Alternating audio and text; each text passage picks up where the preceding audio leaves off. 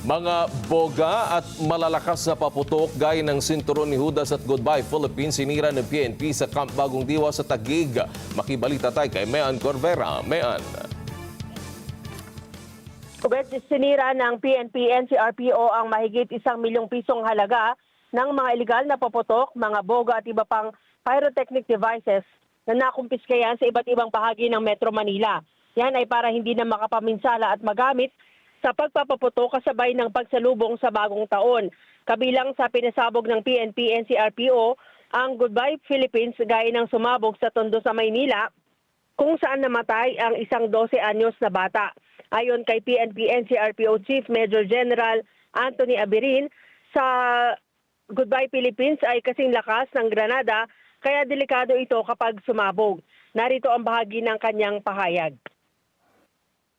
Parang mas malakas pa sa pagsabog ng isang granada yung tunog kanina. At saka yung blowback noon is talagang napakalakas. Meaning pag sumabog yan at katabi mo, ang posibilidad niyan is if ever man wala kang makita dito sa outside ng katawan mo, ay yung mga lamang loob mo pwedeng may ma-damage or masira or maglanglangan.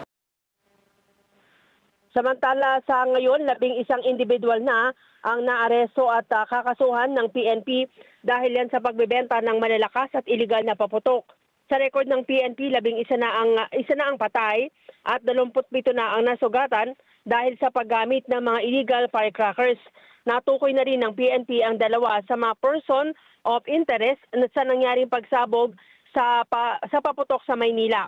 Pero tumanggi muna siyang pangalanan at magbigay ng iba pang detalye dahil ongoing pa ang investigasyon. Kung mapapatunayan na sila ang nag-iwan ng paputok, sabi ni Abirin, posible silang kasuhan ng murder. Mean Corvera para sa Mata ng Agila, matatag, matapang, matapat.